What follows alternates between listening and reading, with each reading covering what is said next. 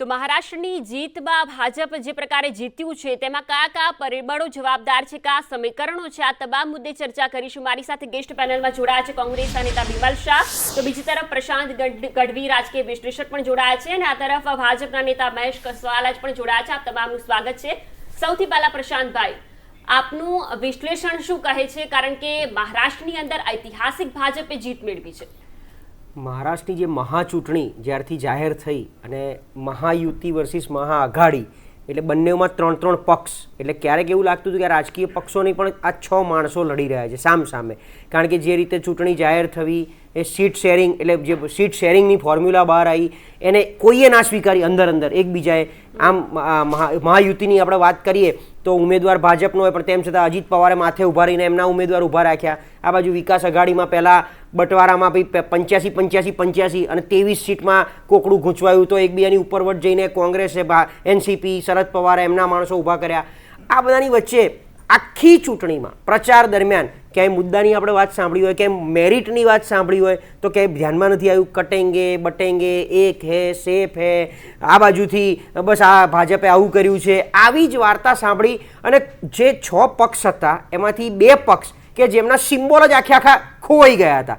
એટલે સૌથી પહેલાં તો એમને વોટ લેવા જવા માટે વ્યક્તિ પછી, પક્ષ પછી, યુતિ પછી પહેલાં તો સિમ્બોલ સમજાવવો પડ્યો કે ભાઈ અમને પસંદ કરતા હોય તો અંદર જઈને જોજો હું મસાલ છું અને હું. કારણ કે અત્યાર સુધી મહારાષ્ટ્રની જનતાએ શિવસેના એટલે ધનુષ, એનસીપી એટલે ઘડિયાળ આ જ રીતે યાદ રાખ્યું છે. હવે આખા 2 તો ક્યાંક બીજાના ખેમામાં જતા રહ્યા હતા. એટલે અંદર જઈને મસાલ દબાવી કે પેલું દબાવવું, આ કન્ફ્યુઝનની વચ્ચે સૌથી પહેલાં તો જનતા લોકસભાના ઇલેક્શનમાં દૂર રહી. લોકસભાનું જે પરિણામ આવ્યું એ આખું વિપરીત આવ્યું. જે અત્યારે જે બમ્પર આ ભાજપ બાજુ છે એ જ બમ્પર ગઈ વખતે ઇન્ડિયા ગઠબંધન બાજુ હતું. તો આ ચૂંટણી પ્રચાર જે બટેંગે કટેંગે વાળો હતો, કન્ફ્યુઝન વાળો હતો, એની વચ્ચે ક્યાંક અંદર જઈને જનતાએ શું વિચાર્યું, મને એવું લાગે છે કે છેલ્લા 5 વર્ષથી મહારાષ્ટ્ર ઉપર એક બહુ મોટી બ્રેક વાગી હતી, અસ્થિરતાની બ્રેક હતી. એટલે જનતા બહુ ક્લિયર હતી કે જેને પણ અમે જનાદેશ આપીશું, યુતિને કે અઘાડીને, પણ સ્થિર સરકારનો આપીશું. સ્થિર એટલા માટે કે સ્થિર સરકાર હશે તો એટલીસ્ટ તોડફોડ ભાંગફોડ એ બધું નહીં કરે, 5 વર્ષ કામ કરશે. કારણ કે પાછલા 5 વર્ષ કોઈએ કામ નથી કર્યું, માત્ર પોતાનો રાજકીય રોટલો શેકવાનો જ પ્રયત્ન કર્યો. 19નો જનાદેશ અલગ હતો, મુખ્યમંત્રી અલગ બન્યા, ત્યારબાદ તોડફોડ થઈ, એમાં મુખ્યમંત્રી અલગ બન્યા. તો 5 વર્ષ માત્ર ખેંચતાણ જ રહી છે. 2014 થી 19 હું દેવેન્દ્ર ફડણવીસે 100% પહેલેથી કહેતો આવ્યો છું કે એમનો ટેન્યોર ક્વોલિટેટિવ ટેન્યોર હતો. એ ટેન્યોર ઉપર ક્યાંક બ્રેક વાગી ગઈ હતી. એટલે કદાચ એવા રાજકીય સ્થિરતા અત્યારે આપી છે, જનાદેશ આપ્યો છે. આશા રાખીએ કે 5 વર્ષ ખરેખર સાચા અર્થમાં કામ થાય, તોડફોડ ના થાય. બિલકુલથી જનતા જનાદેશ જ અત્યારે મહારાષ્ટ્રની અંદર જોવા મળી રહ્યો છે. મહેશભાઈ, પહેલા તો આપને ખૂબ ખૂબ અભિનંદન કે આપ મહારાષ્ટ્રની અંદર જે લીડથી આગળ આવ્યા છે. 2019માં 105 બેઠકો ઉપર જીત મેળવી હતી અને આ વખતે આ આંકડો ખૂબ આગળ વધી ગયો છે. લાગે છે કે ભાજપ જ્યારે પણ ચૂંટણી બાર ઉતરે છે ત્યારે પોતાની નીતિઓ બદલતું હોય છે. અહીંયા પણ કંઈક એવું જોવા મળ્યું, મરાઠા આંદોલન હોય કે પછી જે વહાલી દીકરી યોજના હોય, આ ફેક્ટરો કામ કરી ગયા કે કેમ? પહેલી વાત કે બહુ વિવેકપૂર્વક ભારતીય જનતા પાર્ટી ગુજરાતની અંદર વાવનો વિજય હોય, મહારાષ્ટ્રની અંદર ટ્રેમેન્ડસ ભારતીય જનતા પાર્ટી અને સાથી પક્ષોની વિક્ટરી હોય, કે બહુ ચર્ચિત ઉત્તર પ્રદેશની અંદર ભારતીય જનતા પાર્ટીનો પ્રચંડ વિજય અને યોગી આદિત્યનાથને સમર્થન હોય, એને વિવેકપૂર્વક સ્વીકારું છું. અને એમાં જે સ્ટેક હોલ્ડર પ્રજા છે એને ખૂબ ગુજરાત ભારતીય જનતા પાર્ટીના એક કાર્યકર્તા તરીકે અભિનંદન આપું છું. મેમ, જ્યાં સુધી ગુજરાતની વાત છે ત્યાં સુધી વાવની બેઠક એક પ્રતિષ્ઠિત, એકમાત્ર ચૂંટણી હોય છતાં એક પ્રતિષ્ઠિત બેઠક બની ગઈ હતી. કારણ કે ભારતીય જનતા પાર્ટીના જ એક કાર્યકર્તા તરીકે કોઈએ બળવો કર્યો હોય ને ભારતીય જનતા પાર્ટીની સામે ચેલેન્જ મૂકી હોય, અને એવા વખતે ભારતીય જનતા પાર્ટીનો કાર્યકર્તા ડગ્યા વગર ભારતીય જનતા પાર્ટીના વિજય માટે ઝઝૂમે અને વિજય સુધી પહોંચે, હું એમ માનું છું કે આનાથી મોટો વિજય ભારતીય જનતા પાર્ટીનો ન હોઈ શકે. આજે જે પ્રકારનો ઘમંડ હતો એ ઘમંડ એ તૂટ્યો છે. જૂઠ જે બનાસકાંઠા અને ત્યાંનું હતું એ હાર્યું છે. અને કેટલાક લોકો એવો પાવર કરતા હતા કે ના હું તો જીતીશ નહીં પણ હરાવીશ, એ પાવર પણ આજ ઉતર્યો છે. અને એટલા માટે ભારતીય જનતા પાર્ટીના કાર્યકર્તાએ જે ઝઝૂમી અને અમારા પ્રદેશ અધ્યક્ષના નેતૃત્વમાં વિજય મેળવ્યો છે, અમારા માટે ખૂબ આદર્શ પણ છે અને લડાયક મિજાજ કેવી રીતે લડાયક મિજાજથી ચૂંટણી લડી શકાય એનો ઉત્તમ નમૂનો આપણે પણ વાવ છે. બેઠકની પણ વાત કરવાની છે અને તમામ લોકોના મત પણ લેવાના છે. પહેલા આપણે મહારાષ્ટ્રની બતાવી દઈએ. બીજી વાત હું આપને કરું કે મહારાષ્ટ્ર, હું ભાઈની સાથે બહુ સંમત છું કે મહારાષ્ટ્રની જનતાએ આપેલા મેન્ડેટની ક્યાંક ગઈ ટર્મમાં અવગણના થઈ છે. હું એમ માનું છું કે એનો બદલો લીધો હોય પણ એવું પણ લાગે છે કે જે પ્રકારે 5 વર્ષમાં 14 થી 19 સુધી દેવેન્દ્ર ફડણવીસનો કાર્યકાળ, જે પ્રકારે મહારાષ્ટ્ર પ્રગતિના પથ ઉપર આગળ વધી રહ્યું હતું ને જનાદેશ પણ એની તરફેણમાં 2019માં હતો, ક્યાંક રાજકીય આટાપાટાએ એની અવહેલના કરી અને જે પ્રકારની સ્થિતિ મહારાષ્ટ્રની અંદર સર્જાણી હું એમ માનું છું કે જે પ્રકારે 2-2.5 વર્ષથી ભારતીય જનતા પાર્ટીનું શાસન ત્યાં શિંદે સાહેબના નેતૃત્વમાં દેવેન્દ્ર ફડણવીસના નેતૃત્વની અંદર ફરીથી પ્રસ્થાપિત થયું અને મહારાષ્ટ્રે જે ગતિ પકડી વિકાસમાં એનું પરિણામ છે. મારે બહુ વિનમ્ર સાથે કહેવું પડે છે કે સમય બદલાયો. હું હમણાં પ્રશાંતભાઈ સાથે ચર્ચા કરતો હતો કે માત્ર આ વખતે એવું મને લાગે છે કે માત્ર પાર્ટી નથી જોવાય, માત્ર નેતૃત્વ નથી જોયું. 100% નેતૃત્વનો કરિશ્મો છે ને છે જ. ચાહે નરેન્દ્રભાઈ મોદીની કેન્દ્રની અંદર સરકાર હોય કે નરેન્દ્રભાઈ મોદીનું વ્યક્તિત્વ છે, પરંતુ એની સાથે સરકારની નીતિઓ છે એની ઉપર પણ મત પડ્યા હોય એવું સ્પષ્ટપણે હું માનું છું ને એટલે જ 231 જેટલું tremendous victory Bharatiya Janata party અને સાથી પક્ષોને આજે મહારાષ્ટ્રની અંદર મળે છે. અમારી સરકારની નીતિઓ, એ નીતિઓ પ્રજાલક્ષી નીતિઓને કારણે પ્રજાને સરકારના ફળ પહોંચે છે. એના 2 કારણ છે. એક, નરેન્દ્ર મોદીની ડીબીટી ડાયરેક્ટ બેનિફિટ ટ્રાન્સફરને કારણે સરકારની જે રાજ્ય સરકારની નીતિઓ છે એના જે ફળ છે એ એના લાભાર્થી સુધી પહોંચે છે અને એનું આ ઉત્તમ પરિણામ છે. આજે જે આપણને દેખાય છે એ બંનેનો સરવાળો, કેન્દ્ર સરકાર હોય કે રાજ્ય સરકાર, નેતૃત્વ, નીતિ અને નિયતિ, આ 3નો સરવાળો છે આપણને પરિણામમાં દેખાય છે. ચોક્કસ અમે ઝારખંડની અંદર અમારી અપેક્ષાનું પરિણામ નથી, પરંતુ 100% Bharatiya Janata party all over આખા દેશની અંદર જે ચૂંટણીનો માહોલ બન્યો હતો ને એમાં જે પ્રકારનો વિજય થયા છે, હું લાખો કાર્યકર્તાઓને અને અમારા નેતૃત્વને એનું શ્રેય આપું છું. બિલકુલ. આપણે બિમલભાઈ પાસેથી પણ આની પ્રતિક્રિયા લઈ લઈએ, કારણ કે બિમલભાઈ, જ્યારે કોંગ્રેસ હાર્યું છે ચૂંટણીઓમાં ત્યારે એમણે કહ્યું છે કે અમે મંથન કરીશું. મહારાષ્ટ્રની અંદર તો સુપડા સાફ થયા હોય તે પ્રકારની સ્થિતિ જોવા મળી છે. આના પાછળ આપના માટે કયા પરિબળો જવાબદાર?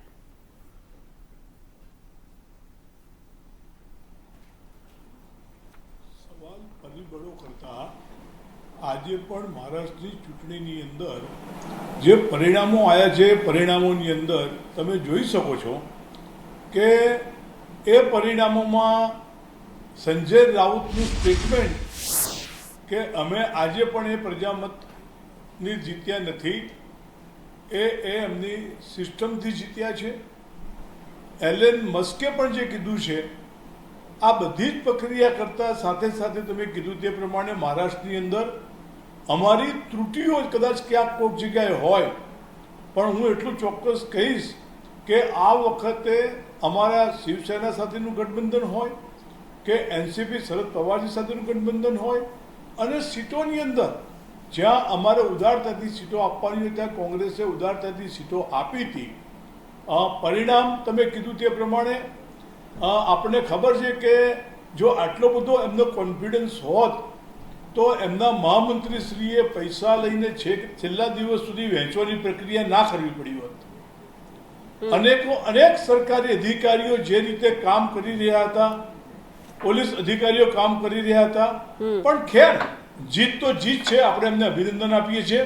પણ હું એટલી જ વાત કરીશ કે હવે તો એકનાથ શિંદેજીએ અને અજીત પવારે રાહ જોવાની કે જે સ્થિતિ શરૂઆતમાં ગઈ વિધાનસભા વખતે ચંદ્રાબાબુની થઈ હતી, જે સ્થિતિ ઓડિશાના પક્ષની થઈ હતી, એટલે સાથી પક્ષોને કઈ રીતે પૂર્ણ કરવા, એટલે કદાચ આવતી ચૂંટણીમાં તમને જેમ ઉદ્ધવ ઠાકરેના 2 ભાગ પાડી દીધા હતા, જેમ પવાર સાહેબના પણ 2 ભાગ પાડી દીધા છે, એમ હવે આ બાકીની 2 પાર્ટીઓનું આવતી ચૂંટણી પહેલા શું થશે એ એક આપણા બધા માટે એ મહાયુતિનો પ્રશ્ન છે.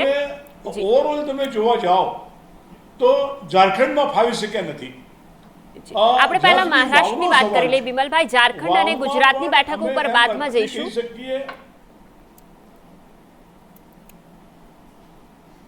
હા બોલો. આપણે મેં કીધું ને મહારાષ્ટ્રમાં અમારી અપેક્ષા પ્રમાણેના પરિણામ નથી આવ્યા. અમારી અપેક્ષા પ્રમાણે પરિણામો નહીં આવવા પાછળના કેટલાક કારણો મેં આપને શરૂઆતમાં કીધા. અને તેમ છતાં પણ કે આ પક્ષીય રીતે ક્યાંક અમારી ભૂલો અથવા અમારી ખામીઓ છે એનું ચોક્કસ ચિંતન થશે.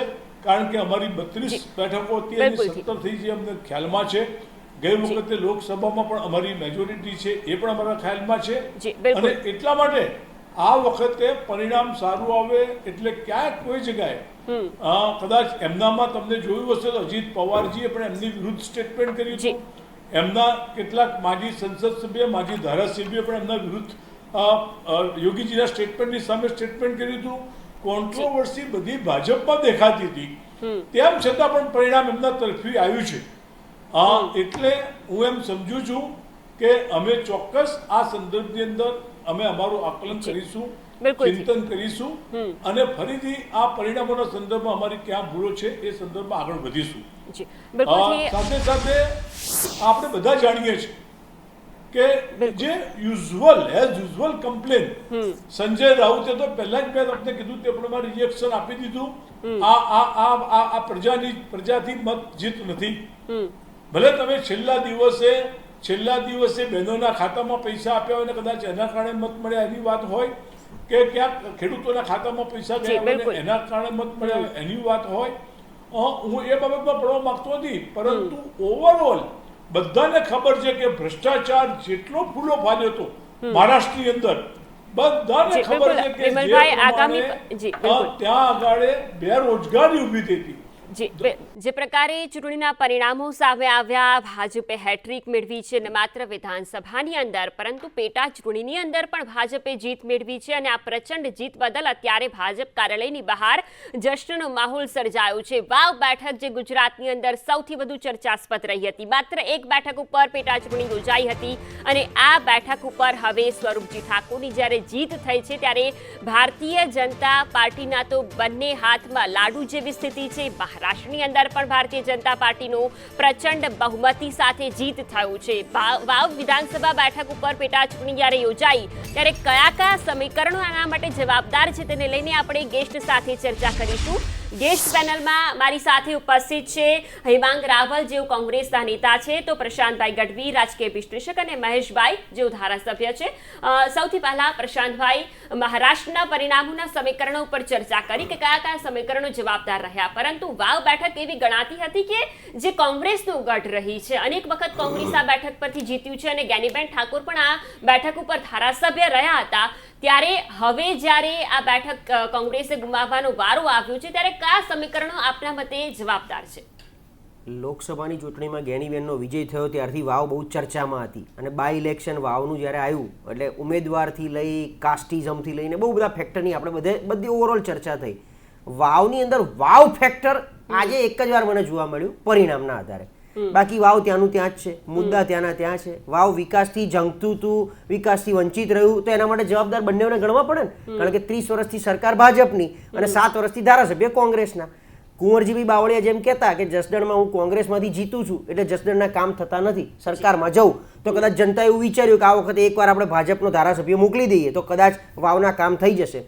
બાકી વાવને મેં માત્ર વિધાનસભાના મેજ ઉપર જ સાંભળ્યું હતું કે વાવમાં પાણીના પ્રશ્નો, સિંચાઈના પ્રશ્નો, કેનાલના પ્રશ્નો, શિક્ષણના પ્રશ્નો, બહેનોની સુરક્ષા કરતા બહેનો જે દીકરીઓને કોલેજ સુધી જવું હોય તો ટ્રાન્સપોર્ટેશનના પ્રશ્નો, આ બધા પ્રશ્નો ત્યાં હતા જે ખાલી વિધાનસભા પૂરતા સીમિત રહ્યા, જે ગ્રાઉન્ડ ઉપર ના દેખાયા. હવે જો આપણે કોઈ બી એમ કહેતું હોય, માનો કે કોંગ્રેસ એવો આક્ષેપ કરે કે ભાઈ અમે સત્તામાં નથી એટલે આ કામ ભાજપ થવા દેતા નહોતા, તો ભાજપ માટે વાવ માઇનસ એટલે ગુજરાત માઇનસ વાવ છે, ગુજરાત માઇનસ જસદણ હતું.